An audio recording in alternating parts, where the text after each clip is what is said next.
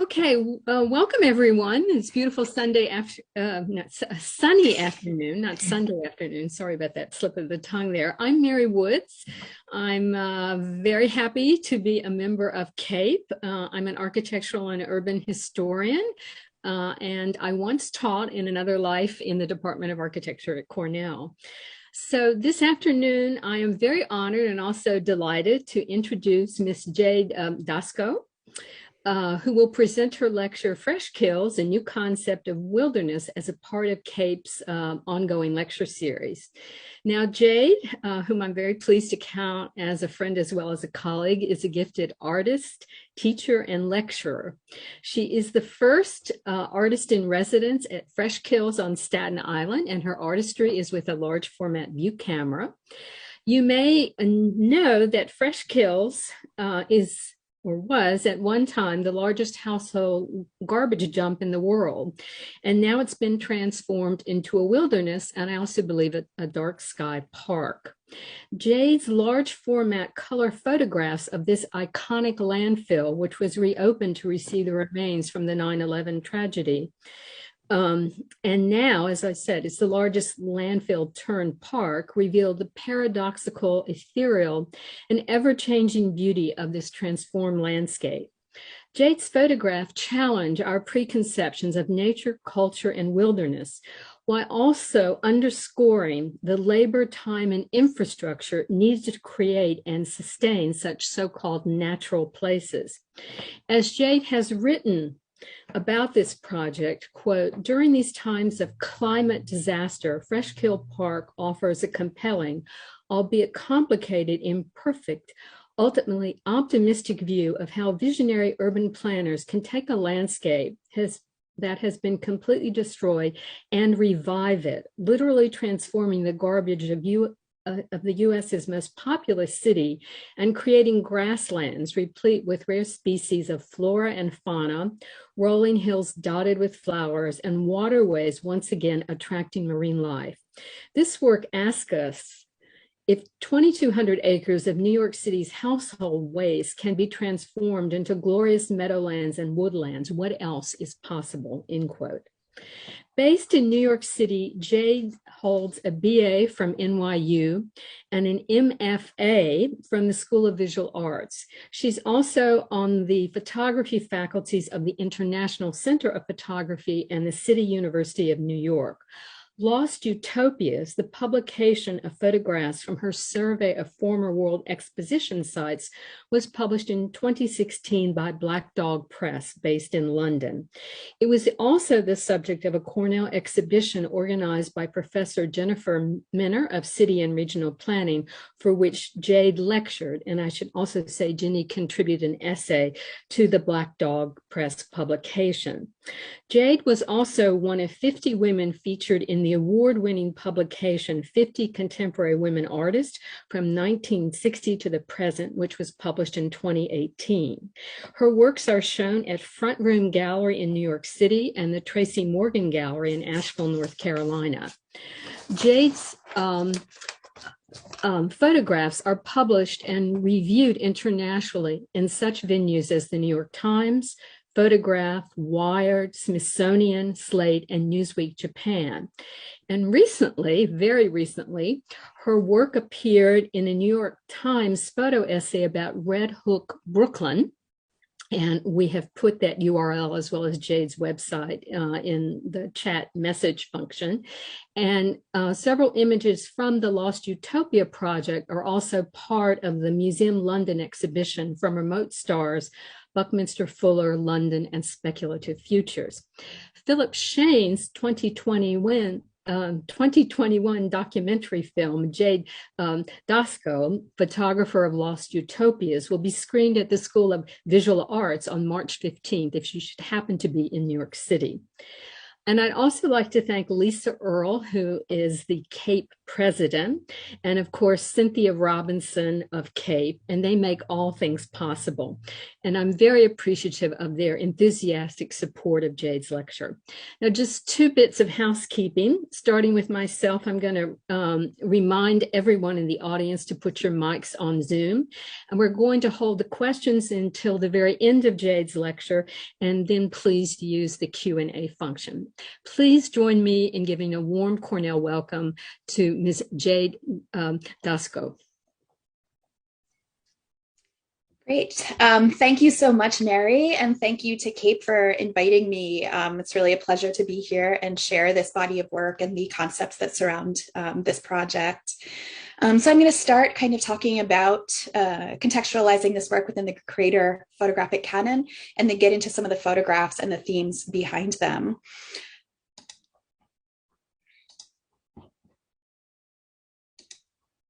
Okay. First, I just want to think about 2 words and how they relate to what I'm about to show you. First is the idea of the word landscape, a contained view of wilderness, and it comes from the Dutch word landschap, which specifically refers to a painting of the world. And so this word landscape really refers to a human organization of wilderness tamed or subjugated. Then we have the opposing idea, wilderness, an uninhabited region, uncultivated by humans and untouched. Now, this is a really early definition. And of course, it refers to uncultivated by humans that are not white and Anglo. So reason I'm bringing all of these ideas in is to think about early landscape photography and and some of the Hudson River School painters and their ideas of landscape versus wilderness. Carleton Watkins was arguably the greatest 19th century photographer of wild spaces in our country. He is who opened up the eyes of Americans to the West and the possibilities of the West, whether that meant commodifying these untouched landscapes or in the future, bringing in the idea of parks and preservation. His photographs, which he created by traipsing into the mountains with literally 1,000 pounds of photographic equipment and chemistry, don't show any examples of human interference. This is the pure idea of wilderness untouched. And here we have his photograph, Yosemite Valley from the best general view from 1866. And another of his photographs. And what's so amazing about these is, of course, there's no predecessor for how to photograph the Western landscape or the American landscape at all. So he is getting to these places and kind of inventing this way of seeing. And so here we have Yosemite Valley from Inspiration Point from 1865. So while Watkins' photographs don't show any examples of human interference in the landscape, we see something quite different in the 19th century Hudson River School painters. So here we have Thomas Cole's The Oxbow. We have the glory of wilderness on the left-hand side of the painting. And then on the right-hand side and going off into deep space, we see farmland and wilderness that has been tamed and controlled by humans. And another of Cole's paintings, again, showing the majesty of nature, but also human taking control of that majesty, building houses, inhabiting this natural space. And as we can see in the immediate foreground, trees that have been cut down, presumably to make room for human development. In our current age, there is the understanding that there are now destroyed landscapes and destroyed wilderness. But there can be beauty and hope in these strange mutated environments as well. And before I go on to the next images, I just want to think about the work of Ansel Adams as well, who could be considered the last photographer who could really have a romantic view of photography in their presentation and not show the hordes of tourists or garbage or interference in that landscape. I want to talk about a few artists as well that have influenced my work as I have been creating this archive of photographs out at Freshkills. As Mary knows, Gordon Matta Clark, another notable Cornell alumni. created a video called Freshkill, kind of tongue-in-cheek, where he had his truck named Herman Maydag destroyed on the heaps of garbage at Freshkills. Other work that I think about as I'm creating these photographs are the land artists of the 70s and 80s, especially Agnes Dennis. She created a project called Wheat Fields, in which she planted 2 acres of wheat down on the tip of Manhattan, which was also created by landfill. It wasn't a natural part of the island. And she planted these wheat fields right in the shade of the Twin Towers. So, of course, that meaning has changed over time. But to talk about commerce, globalization, and the development of the city, all in this span of wheat, golden wheat blowing in the wind in southern Manhattan. Within the scope of photographers who have looked at specifically damaged landscapes, there's a few photographers whose work I often turn to time and time again. One of them is Robert Adams. He focused primarily on the Southwest United States, which is where he lived and worked. And his photographs are quite quiet and quite luminous. And they often require a lot of study to really understand what he's trying to describe. And something I love about Adams' photographs is they're quite understated, but also a bit nightmarish in a way. So here we see these 2 photographs. This is just the South Platte River in Adams County, Colorado. But there's some rubble off to the side, to the right-hand side here, and we see some electric power lines off in the distance. So we see this disturbed kind of environment in this subtle way. And I think the black and white, very gentle tonalities that he uses also help kind of soften the blow of what is happening in these landscapes. And here we have an image just called Colorado from 1973. And here we see this trailer park up at the top of the frame, and then this big kind of dirt pit with flags, presumably for some kind of future development. And another photograph by Robert Adams, this beautiful, quiet view of this road kind of stretching off into infinity. And again, this quiet look at how we've disrupted these great landscapes. They're not grand like Ansel Adams or Carlton Watkins. It's something else. And the last other photographer I want to talk about is Richard Misrach. Misrach is based in California, and most of his work deals with environmentally degraded landscapes. In the late 70s and early 80s, he traveled to the Salton Sea, which had just flooded its banks and was becoming increasingly salinated and toxic. Here we have this picture, Salton Sea with dead fish. And what I love about Misrach's photographs are they're so beautiful and so luminous and so sublime and also deeply disturbing. And another of Misrach's photographs from the Salton Sea called Flooded House Foundation. I thought I would take a minute now to to talk about some of the projects I started with that led to the Freshkills work. The first series, I photographed Red Hook, Brooklyn, as it transformed over the years. And this was just featured in the New York Times this past Sunday, in fact. And I worked with the Times editors to cull from 13 years of negatives to figure out in a kind of an impressionistic but powerful way to show this development in one neighborhood over time. This is a really early photograph from 2003, just kind of using light to transform this gritty environment into something sublime. And I was always looking at that intersection between human-made structures and nature. And certainly in Red Hook, there were many examples of overgrown buildings, overgrown lots, and huge vacant lots, in fact, that spanned multiple blocks that were just, I thought of them as kind of these urban meadows.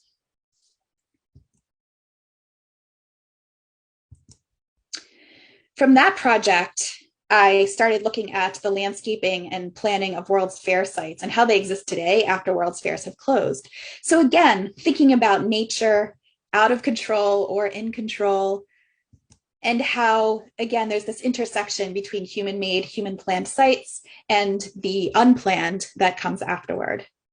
And with Lost Utopias, I thought of this as a utopian to dystopian kind of situation.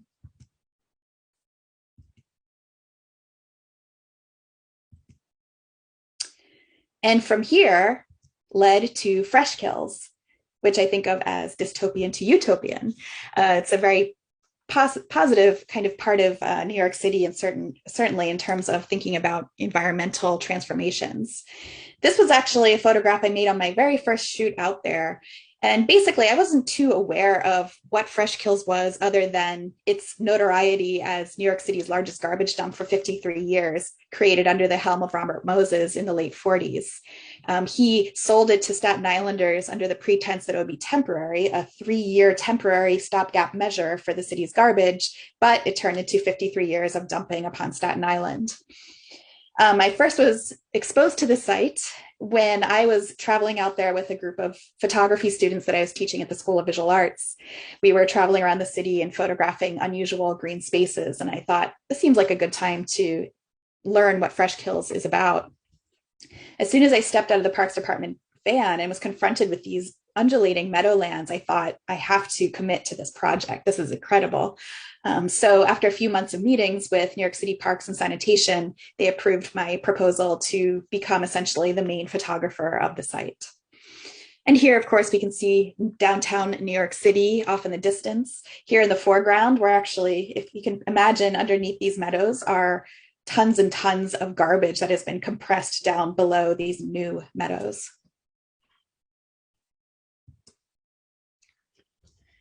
This photograph I call the new wilderness, Freshkills, and for me really serves as the epitome of the entire project, because here we see an out of use dumpster reflecting a forest, not necessarily a beautiful forest or even a healthy forest, but a forest nonetheless. So here we get the beauty of this forest and also the everyday apparatus of what this site used to be.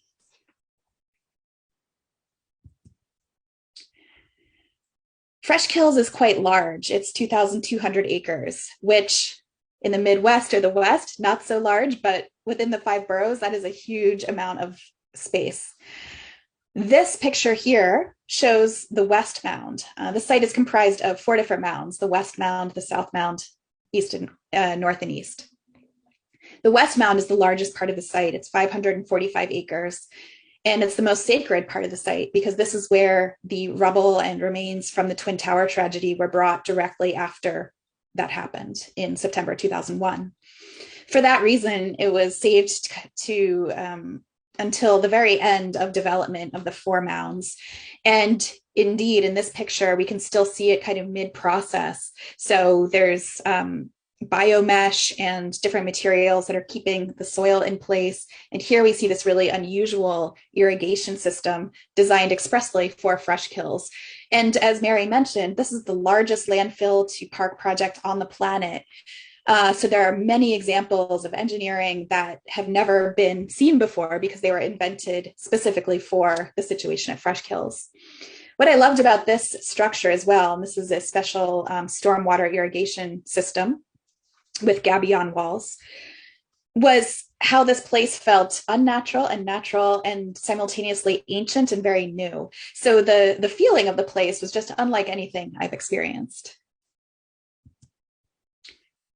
More examples of out of use, we would call them retired dumpsters on the site, which are now growing their own little mini ecosystems. And now I'm going to break the pictures into a few different themes. One theme that has come out of all of the work I'm doing are these large, grand photographs that reference the Hudson River School sense of scale with a big, beautiful sky and this kind of endless landscape. But then there's interference in that landscape. Here we see methane wells and pipes sticking out. And here's an infrastructure road with a large methane well. And off in the distance, you can see some of the residential parts of Staten Island, as well as the New Jersey Industrial Corridor off in the deep distance. Here again, we have the line of dumpsters out of use, as well as the highway, which bisects the site, Route 440. This place is really interesting because a lot of wildlife has returned or come to it for the first time. So we have many different species of birds, grassland birds, foxes, deer, but it's also present with this constant rush of traffic surrounding the mounds. It's another example just showing the beauty of the landscape and the interior infrastructure. And another picture of some of these stormwater irrigation systems.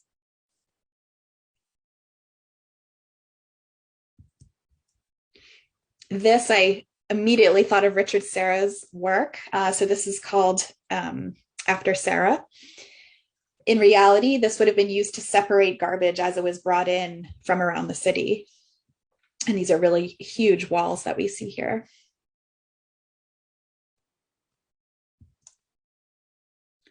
Here's another example of the unusual nature of this landscape, or quote unquote wilderness.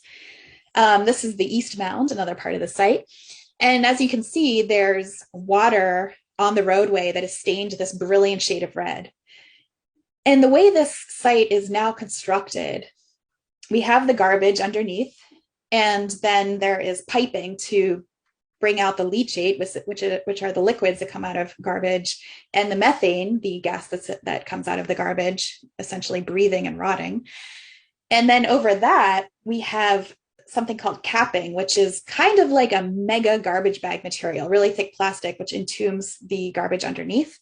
And then on top of that, soil is brought in from other places around the country. And then planted in the soil, we have a mixture of native grass species that would have been in the area some time ago. So it's really this pyramid of constructed material. And some of the soil that's brought in is quite iron rich. And as a result, when there's rainfall, the soil and the water mix and become stained with red due to the iron content. And it creates this vivid palette of stained water on the roadways. Here's another great example of engineering designed expressly for the site. And this was called let me see if I can remember, NFG recovery piping. No, LFG, sorry, landfill gas recovery piping. And more subtle examples too of interruptions in this environment. Here we have the West Mound. These are brand new, just planted meadow grasses growing for the first time on the site.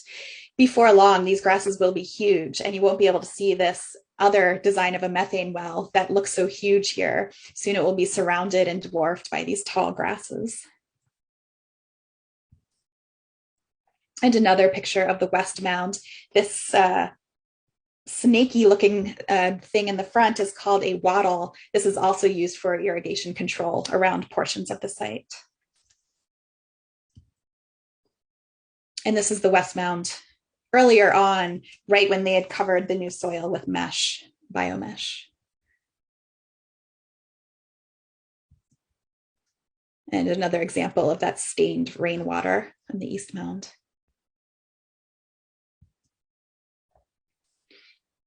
And around the site are all kinds of remnants from sanitation's days there. So this is a huge pile of salt. It was shrouded in black plastic to protect it. The plastic blew off, and now it's become this glacial mass in the middle of the site. And here we see storage for New York City's garbage cans with a flock of starlings above. And some simply out of use offices from back when this was a busier place. In addition to showing the landscape, it's important to show the systems that enable this landscape to work. Part of that is the leachate treatment plant. So again, leachate is the liquid that drips out of the garbage and then is piped around the perimeter of the site to this plant. This is the rooftop of the leachate plant, and here we can see how it interacts with this new landscape. So on the right side, we see the West Mound, and on the left side, we see a forest just outside of the site's perimeters. Inside the leachate plant are numerous laboratories where they continually test the water until it is safe enough to return to the waterways that surround the site. And here's the Veterans Avenue Laboratory and a temperature recorder. And I kind of love these rooms that are just full of plans and blueprints and schematics for the site. So these are all binders that are related to the piping around the site to carry the leachate to this treatment center. So some examples of the behind the scenes of Freshkills. Back in the landscape, there are these beautiful trees that are placed very haphazardly around the site. I forgot to mention that in the early 2000s, there was a competition, a design competition to decide who would come up with the concept for this huge wilderness park. Field Operations won the competition. So they're the same landscape architects who designed Domino Park and the High Line. And so they had the idea to plant indigenous or native grasses around the site and create these pretty natural feeling meadowlands. Trees were not part of the plan. However, this is a place that's sort of managed, sort of not in a certain way in regards to the landscaping because it's not open to the public. So trees situate themselves because of the wind, because of birds breaking in seeds, and things like that. So I like to think of them as these volunteers, and they kind of start growing where they can, and sometimes with quite beautiful results.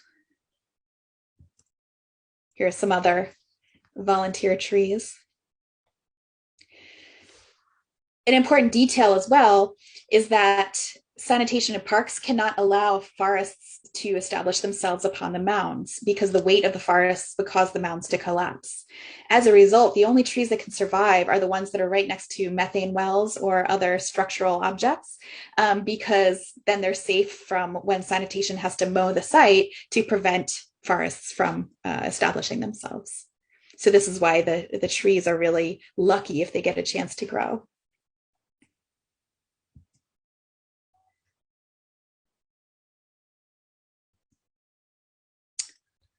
This one I've named the fan tree. It is such an interesting form. And many of the trees aren't growing to a huge scale because there's not a lot of room for their root systems to establish themselves. Again, these are mounds of garbage with plastic on top and then soil brought in, and the soil is just a few feet deep. So unlike a real forest or environment, they can't actually create huge root systems to grow to a large scale. So many of the trees are quite small.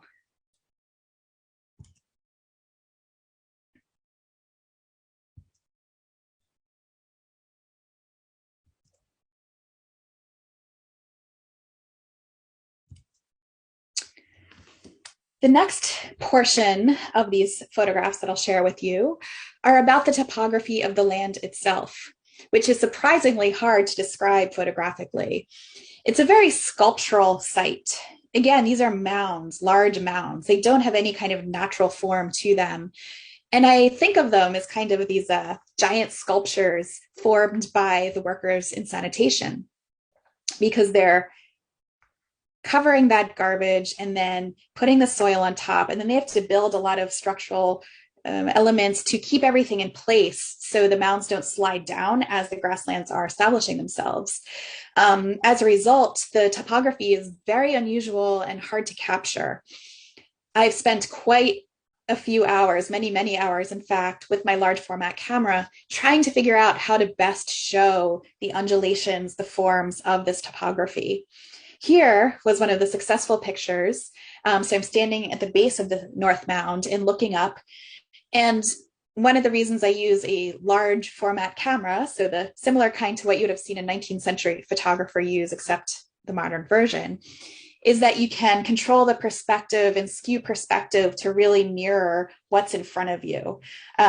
So unlike a conventional camera where you're limited in terms of how you're showing perspective, here I can control exactly where I'm standing and how the camera is skewing or matching the perspective and these undulations in front of me. And here's another example of just looking at the mound itself, the landform itself, as it reflects sundown light.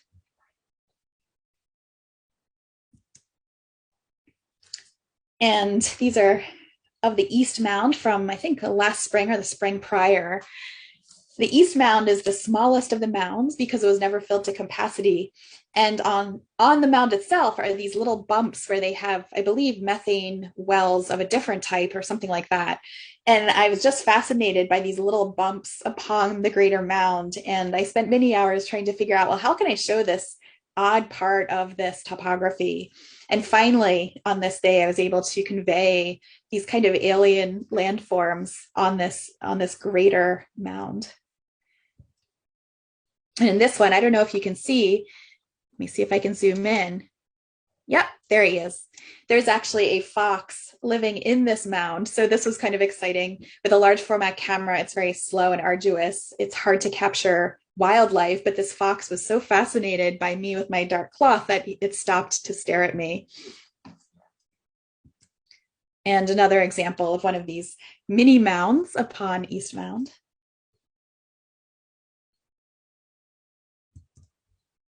And here's a newer photograph. This is of the West Mound just about a month ago, where they're using a lot of rocks to keep the biomesh in place and keep these newly covered parts of the site in place. Then I also tried to capture more grand landscapes. This is called Landscape after Bruegel, referencing, of course, the harvesters, except with that, instead of harvesters, we have elements of New York City sanitation here in the foreground.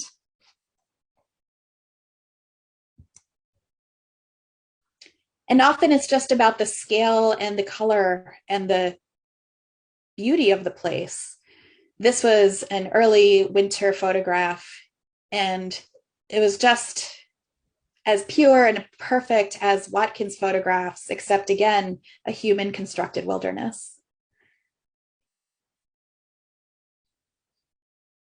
And something that I find quite appealing about Freshkills is it is in the middle of the 5 boroughs, but it feels so expansive, both time and space. And the change of seasons also brings great changes to this landscape.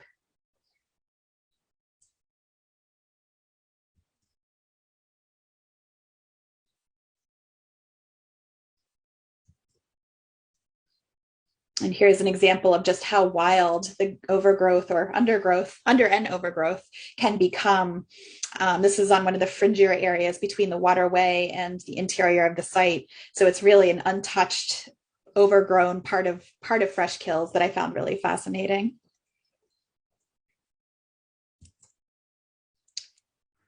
There are also parts of the site that felt like Mars or the Southwest or some other remote location, when in fact, these are barrier protection materials that were being stored until further use.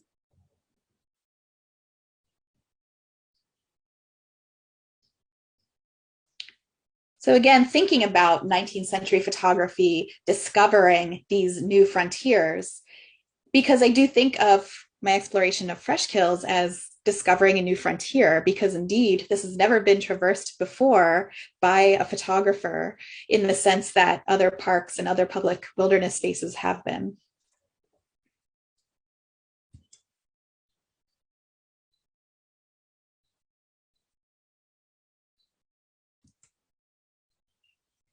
And here's an example of, unfortunately, a deer that passed away on the West Mound.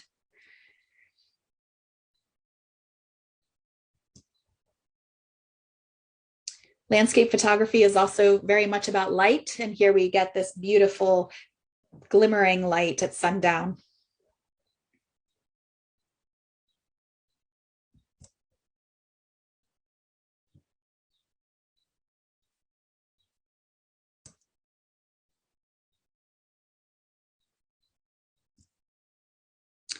This last group of images are some more recent photographs about, when was it, in December.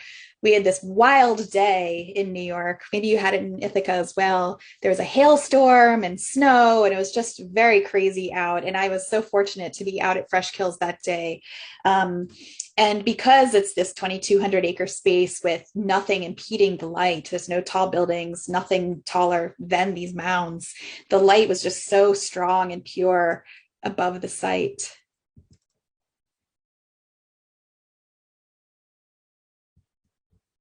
And this was actually taken just around the time it was hailing. So these very dramatic storm clouds rolling through, very much reminding me of a Thomas Cole painting.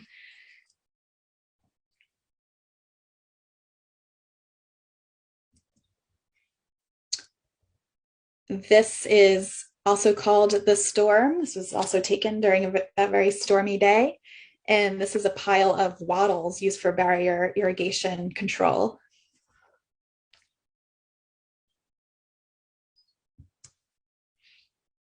In this image I call Black Landscape. This is part of the West Mound just before they're going to start bringing in soil to put upon this, I can't remember the name of this black material. And then this is the last bit of barrier protection material from that earlier picture that's left before they're going to completely finish. And they actually just finished completely transforming this part of the site.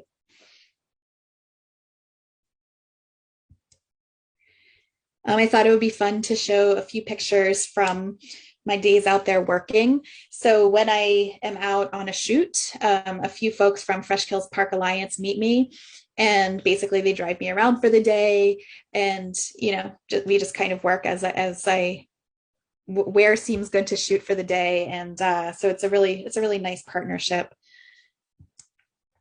This is what the landscape looks like on the glass of my camera. So when composing a large format camera picture, the image appears upside down on a piece of glass that's about 4 inches by 5 inches. It's out on a beach that has now been cleaned up.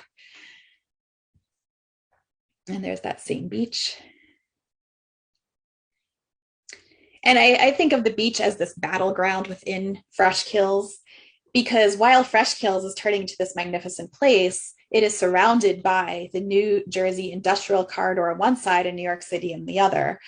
So even though garbage is not being brought into Freshkills, there are all kinds of things that are washing into those waterways. Here's out in the middle of winter. And just some notes from when I started the project. I'm often working closely with the Parks Department folks to make sure I have the data correct as to what's in the pictures. These are what some of the negatives look like.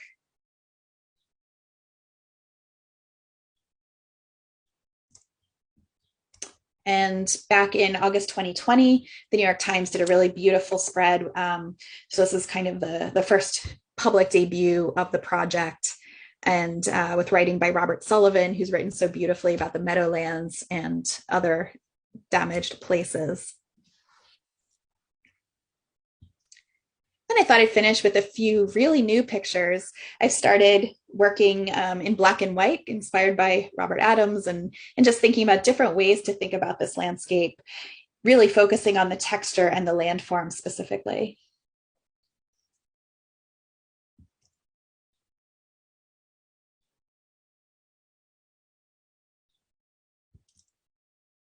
And of course, using monochrome brings about more of a realization of the sculptural nature of this environment.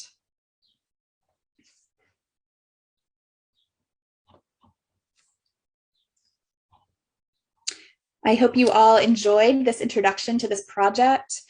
It recently exhibited at Tracy Morgan Gallery in Asheville, North Carolina, and there will be other exhibitions upcoming. It's a project that I've committed to fully because there's so much work that is going into this place. And it's pretty incredible to just spend a day even on part of this site, because it's such a major transformative element of the greater New York City infrastructure.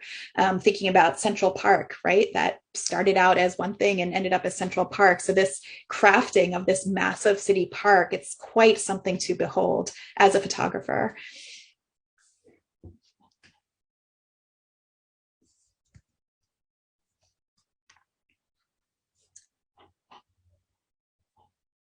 So that was a bit about Freshkills. Do I have any questions or comments from anybody?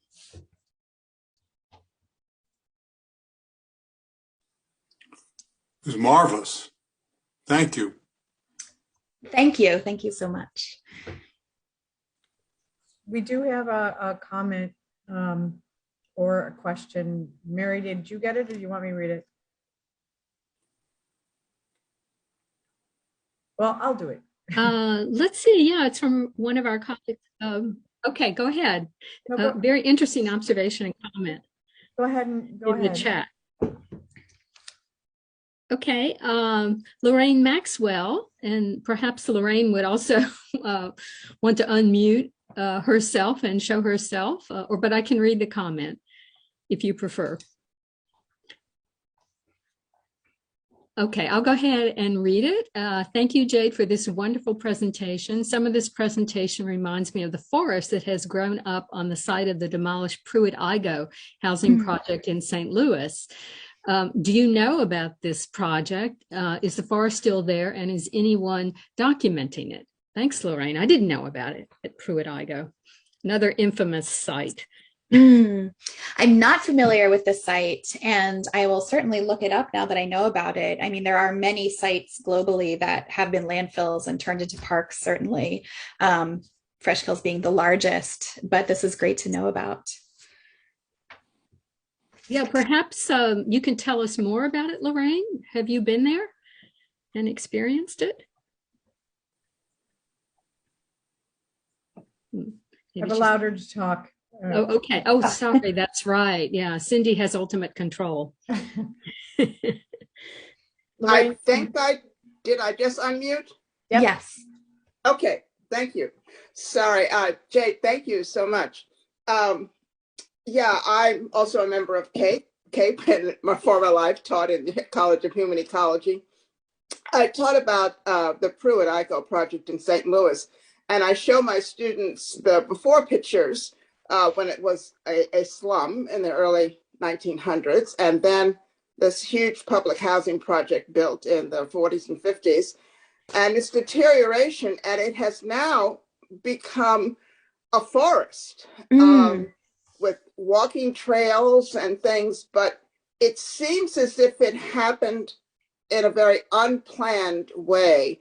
I don't know if a landscape architect has been engaged to do something with it, or if a photographer has documented it, but your work reminded me of that site. I have shown to my class pictures of the forest that have grown up and kids walking through it and making trails, but it seems like a very, again, an urban forest that sort of happened on a demolished site. So I was just curious if someone like you has documented that as well. I haven't, but that's great to know about. And actually, that gives me, do I have the book here? 1 second. For a recent article for the Virginia Quarterly Review, a writer named Cal Flynn wrote the text for that article, and she's a fantastic writer. She's just won the Young Writers Award in England, and she has a book called Islands of Abandonment, Nature Rebounding in the Post-Human Landscape.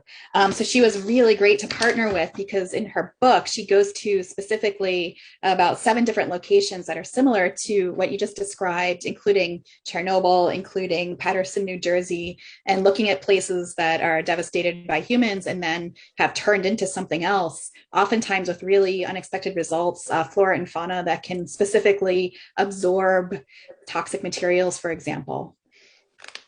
Yeah, I'm surprised it hasn't been that jungle has not been, or forest, I should say, that forest has not been documented and talked about. I will definitely have to look it up. Thanks so much. Sure.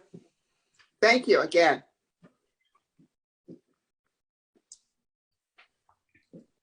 We have Lois who has a question, and I have, she has permission to talk. So Lois, go ahead. Thank you very much. This was just absolutely fantastic. I have many questions, but actually what I want to make now is a comment. When I go out into wild places or semi-wild places, which is probably all we have now, I'm struck with how the visual can come back, but noise pollution seems to be all around us. And that jumped out at me from your photographs because of the New Jersey highway and the other infrastructural things are happening. I was just wondering how that might have affected what you saw or felt. Yes, that is a great question, because I've actually started collaborating with a colleague who is a sound artist. And she's come out with me a few times now to the site with her recording equipment. And it was really fascinating because I have my own impressions through, I've shot there probably about 50 times at this point, my own experiences of what it means to be out there. And to my ears, I often hear the birds and the blowing meadow grasses, things like that. But when she started recording, all she heard was the methane wells hissing and that roar of traffic, just this constant roar of traffic. And it it's like a prism, right? Everybody has a different experience of everything in life. And it made me really think about, God, it's no matter how wild this gets, it's always going to be surrounded by New York City traffic. It will never be really a wilderness. It's always going to be something else, this hybrid, which of course, so many natural spaces have become hybrids at this point. There's very few that are that Carlton Watkins view in this day and age. Thank you.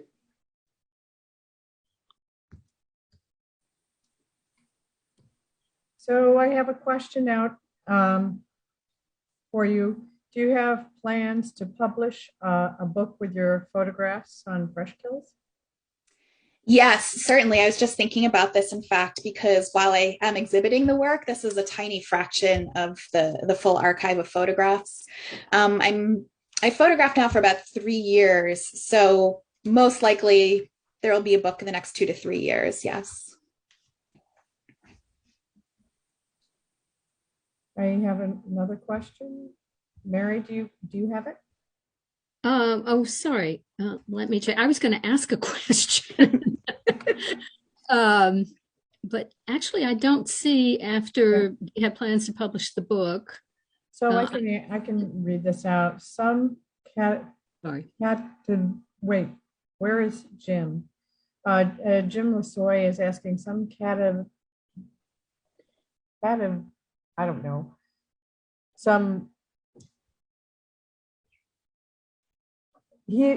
I apologize for this. He's impressed by the images and they're quite surprising. And he has 2 questions. And are your eye games geo-referenced so that repeat images can be taken over time? And what was that? Are your eye games geo-referenced so that repeat images can be taken over time to observe changes? Yes, that's a great question and something that came up a lot when I first started the project. Basically, am I returning to exact locations to photograph over and over? The answer is no, because it's actually not possible. Between winter and summer, the meadows grow to about 6 or 8 feet tall, filled with bugs, and many of the places I can access during the winter, and I love the winter because much more of the site is available to me because the meadows have been shorn and the snow actually sculpts the topography in this incredible way. So I love photographing there in the height of winter. And then in the summer, I can't get to most of the same locations. So really it's become more of a cumulative effect over time that I'm shooting every month, several times sometimes. So cumulatively, yes, there's going to be evidence of change in specific locations, but it's not actually possible to say, here's my GPS coordinates and I'm going to photograph that same picture again. Thank you. The other comment or question I have is, do you think that you might be promoting a sliding baseline with respect to our notion of wilderness by using this word in relation to human-dominated landscape? I'm not sure what that's asking. A sliding baseline? By promoting a sliding baseline, I could actually unmute Jim so that Jim Lasoy so he can ask the question. Yes, please do. Dr. Lasoy, you can ask your question. Okay, sorry for my typos, but the question of sliding baseline is basically over time, we as humans get used to the environment around us. Mm-hmm. And so if we, a notion of environment for our great grandfathers were, great grandmothers are very different than what our fathers had and mothers, and also what we're experiencing today. And so, you know, the word wilderness has been used extensively in conservation and all that. And Lois pointed out that all landscapes are now, you know, impacted by humans. But the question is tying this to really what I saw were some beautiful landscapes might be getting people used to that kind of environment for what we want as what we want to see in a wilderness situation. Does that make sense? You know, I think so. So it's kind of creating a new standard of what wilderness is. Exactly. Mm-hmm. That doesn't detract from the beauty of it. I mean, you know, you can see beautiful images of urban landscapes and all that, but no one would ever call them, you know, wouldn't tie the word wilderness to it. So, you know, and you know, given its location, given its the continued impact it'll have with the surrounding environment, the question just, you know, it's a concern that if we start, you know, it changes our notion of what pristine wilderness should be, and I think it's changing fast enough without promoting. Yeah, does that make sense? Yes. Well, that's why I wouldn't say my view toward Freshkills is ambivalent, but that's why I do very intentionally show the methane wells and all of these industrial infrastructure elements, because that is such an integral part of the site. And I mean, I split my time between the Hudson Valley and the city. And now that I've been working on this project for so long, I look around the pristine Hudson Valley and I see invasive Phragmites everywhere. I see invasive species everywhere. So there is no pristine wilderness really anymore. And, you know, part of creating this archive of work is certainly showing the problematic nature, showing that red stained rainwater, showing the leachate plant, showing the realities of the site as well, because that is what nature kind of is right now, right? It's sublime and it's also partially destroyed, unfortunately, in most situations, whether it's Yosemite Park overrun by tourists or Freshkills. Thank you. Mary Woods had a question for you, I think. Oh, okay. Thanks so much. Thanks, Cindy, for also sharing, umpiring some of the questions with me. Jay, thank you again for a wonderful presentation. I mean, I heard you present earlier in the history of this project, and it's really fascinating, you know, to be on a kind of time sequence with you through the project as well. So thanks so much. I find it very interesting that James Corner's landscape design firm was involved both with, now with 3 projects, the Highline, Freshkills, and the Domino Sugar site. And I'm wondering if Freshkills, as it becomes better known, principally through your work, I'm sure, and those who are writing about it, if this will really take off as a kind of model for the rest of the world. And that makes me wonder about how can these be turned into living landscapes in a way, because I'm thinking particularly in the global south, in places like Africa and India, where these dump sites provide livelihoods, sadly, for children. Is there a way to combine both the park with a landscape that also becomes economically viable for those in the community as well? Do you have any thoughts about that? I mean, I find it very interesting that we see traces of how human beings have shaped and continue to reshape this supposedly wild landscape. But are you ever tempted to, I guess this is a second question, are you ever tempted to show those who labor in that landscape or at leisure in that landscape, et cetera? Yes, that's a great question. And the folks at Freshkills Alliance are very frequently conducting studies to see, well, who is coming out to the site for certain, you know, they have a discovery day once or twice a year, because most of the site is not open to the public yet, except for special educational events and research. And, that's one of the reasons I often revisit Agnes Dennis's wheat fields, because here she's planting wheat in the southern tip of Manhattan. So ultimately helping people with a crop that should help them with food and sustenance and all of that.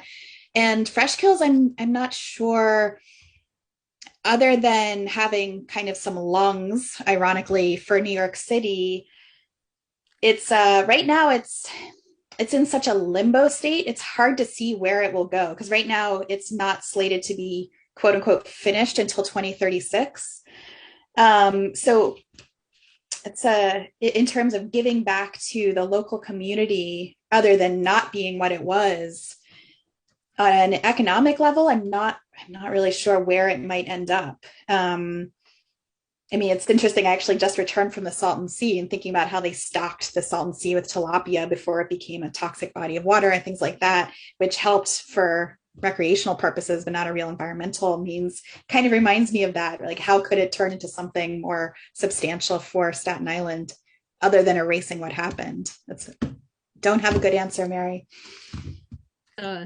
Sorry, it's something to think about in the future. And I guess just to follow up, are you ever tempted to include human beings in your photographs or not? Yes, I've thought about this quite a lot, because certainly the sanitation folks I've met are quite proud of what they've accomplished, especially the ones who've been there for 30 years, and they have really seen it transform from the horror that it was to what it is now. So stay tuned. It is in my mind, just hasn't happened yet. Oh, okay. And, you've also spoken in the past about this project because the remains from the 9/11 tragedy were brought there. Freshkills was reopened specifically for that purpose. Could you talk about some of the sensitive issues around, again, how the Freshkills Park might be used and by whom and for what purposes? Yes, this has been a really delicate subject with sanitation specifically, because of the pretty terrible press which happened around the time of 9/11. I would imagine there will be a memorial in the future, but nothing has been really stated at this point. But I would assume that, yes, there's going to be some sort of memorial on the West Mound to commemorate the millions of hours that went into going through the materials that came out of 9/11 and that ultimately ended up. Even when I'm there, I personally watched the Twin Towers fall from the Williamsburg Bridge. And so as a New Yorker who witnessed this horror, I certainly kind of feel this power. It's a profound part of the site. And I'm sure many, many New Yorkers will have a similar reaction. But right now it's very unclear how that will take form. Thanks so much. So I guess, are there any other questions or comments for Jade? Would be great. Yes. Well, let's see. Hopefully so. So we'll have to work on that. Yes, exactly. We can enlist Frank Robinson. Great. Well, thank you all so much. It was such a pleasure to speak about this work, and I hope you all have a new understanding of this unusual place and this new way of thinking about a wilderness park in New York City.